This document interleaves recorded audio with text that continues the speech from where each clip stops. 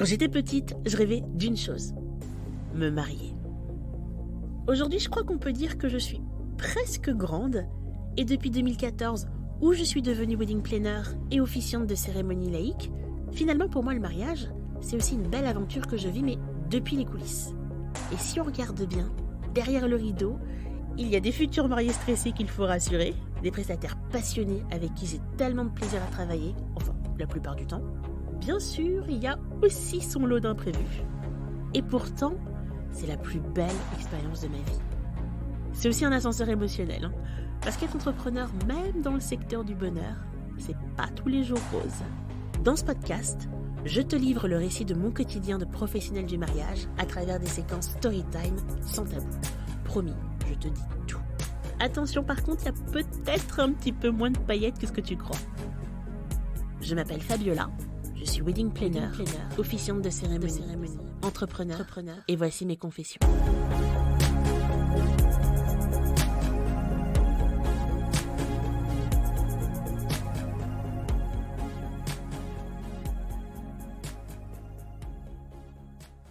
Si comme moi, tu as une culture cinématographique douteuse, enfin, je veux dire éclectique bien sûr, tu as certainement déjà vu le film Un mariage trop parfait avec l'une des queens, Jennifer Lopez. Si ce n'est pas le cas, je te conseille de ne pas poursuivre l'écoute de ce podcast parce que cet épisode révèle plusieurs moments clés du film et je ne voudrais pas vraiment te priver d'un tel chef-d'œuvre du cinéma américain. Un mariage trop parfait, ou en anglais The Wedding Planner, c'est une comédie romantique de 2001. Et qui dit comédie romantique, dit film qui fait rêver d'une belle histoire d'amour. On est d'accord. Et avec une intrigue basée autour du métier d'organisatrice de mariage, franchement, ça a envoyé d'avance pas mal de paillettes quand même. Faut que tu saches que je ne déteste pas ce film. Au fond, je trouve qu'il montre pas mal d'aspects du métier, mais je suis toujours gênée quand on me demande si c'est ce film qui m'a fait découvrir cette profession parce que ce qui en ressort, c'est pas que positif. Le pitch du film, je te le fais très rapidement. Célibataire, Marie Fiore est une organisatrice de mariage très demandée. Elle est excellente dans son travail, mais dire que côté vie amoureuse, c'est plutôt l'encéphalogramme plat, c'est pas assez fort. Marie est une femme forte, mais qui semble déçue par les hommes à qui elle ne donne aucune chance. Voilà la première chose qui me titille dans le film.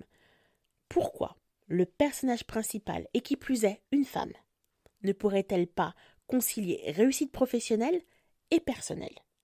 Pourquoi une femme qui mène sa carrière de front aurait-elle forcément un problème avec la jante masculine? Et pour aller un petit peu plus loin, pourquoi ne pourrait-elle pas être célibataire et heureuse? Mais passons parce que c'est pas le propos le plus important du film. Ce qui me chagrine vraiment dans cette histoire, c'est le manque de professionnalisme de notre wedding planner. Donc au début du film, Marie, et elle est sur le point de décrocher un nouveau contrat, le mariage à très gros budget d'une illustre famille. Elle convie donc la future mariée, donc la future cliente, à un de ses mariages, le jour J, pour faire connaissance, alors qu'elle est censée travailler. Je suis pas sûre que ça soit l'idée du siècle parce que le jour d'un mariage, personnellement, je promets à mes mariés de ne me consacrer qu'à eux.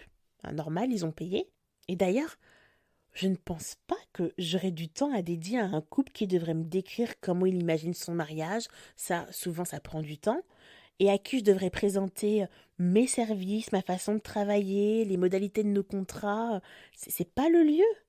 Après, c'est peut-être que moi, d'autres professionnels savent peut-être très bien gérer cette situation en ne négligeant pas les mariés du jour. En tout cas, moi, c'est pas mon cas. Et en même temps, je me dis que quoi de mieux que de voir une wedding planner en action pour se rendre compte de ses compétences.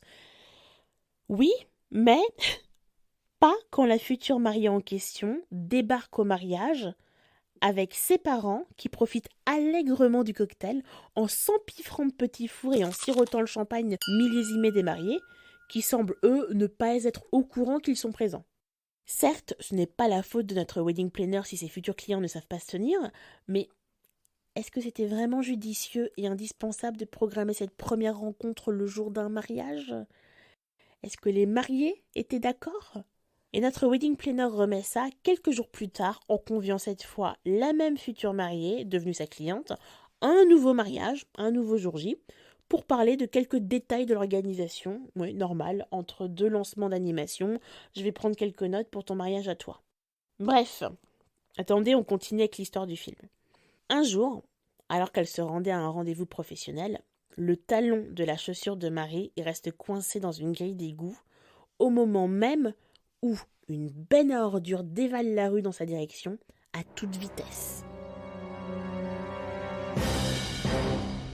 Elle est sauvée d'une mort certaine, j'exagère à peine, par un homme très séduisant qui se trouve être médecin.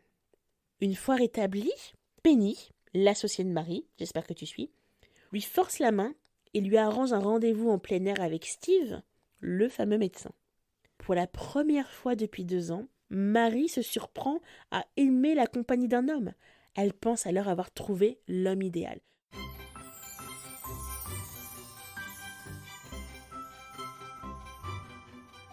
De son côté, le père de Marie veut la forcer à épouser un certain Massimo parce que, comme eux, il est d'origine italienne. Oui, c'est problématique même en 2001, les gars. Le lendemain, se rendant au club de danse pour y inscrire des futurs mariés, Marie croise Francine, sa nouvelle cliente. Vous savez, celle qui s'est incrustée à plusieurs mariages. Et celle-ci lui présente enfin son fiancé qui était absent les autres fois, qui se trouve être Steve. Aïe, et ça se corse encore. Francine ne peut pas rester au cours de danse, mais elle insiste pour que Marie prenne sa place afin que Steve progresse.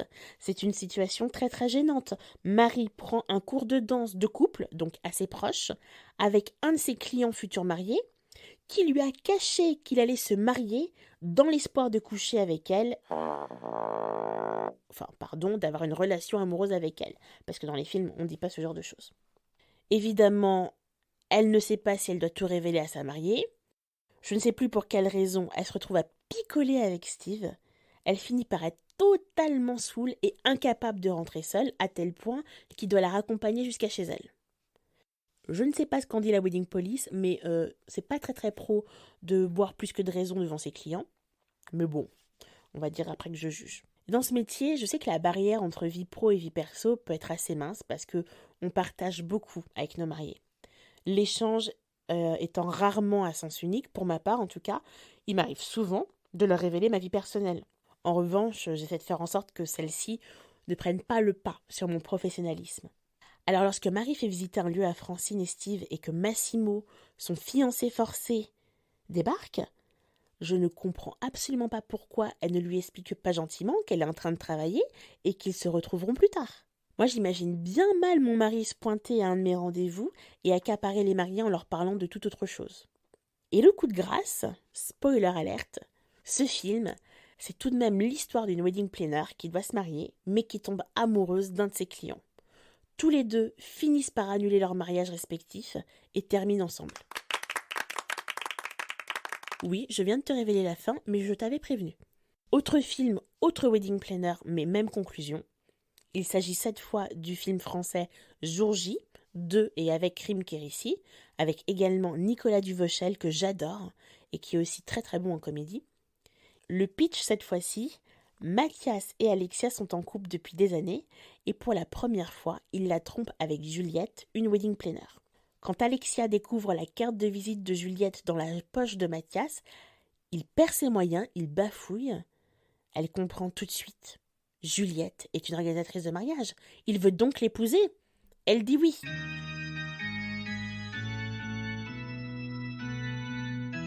Donc, sans le vouloir, Mathias va se retrouver au milieu de sa femme et de sa maîtresse, contraint d'organiser son mariage imprévu.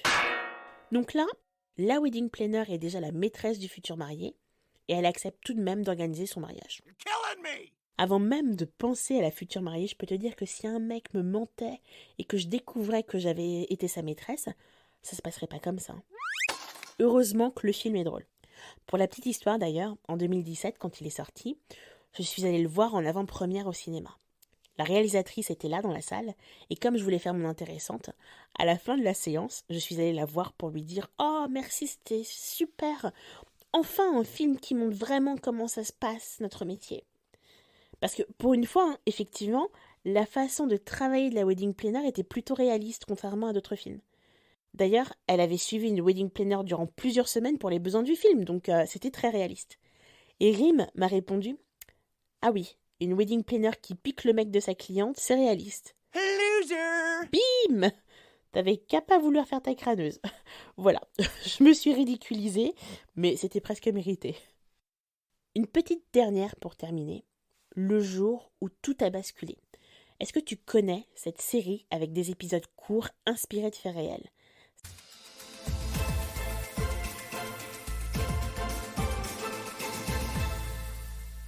L'épisode 27 de la saison 4, ouais j'ai bossé, j'ai vraiment fait des recherches. Cet épisode s'appelle « Un mariage difficile à organiser ». Et là tu te dis qu'un jour, une wedding planner s'en est prise à la mère et toute la famille du scénariste, c'est pas possible autrement. Parce que pour dépeindre un tel portrait de quelqu'un, faut vraiment le détester.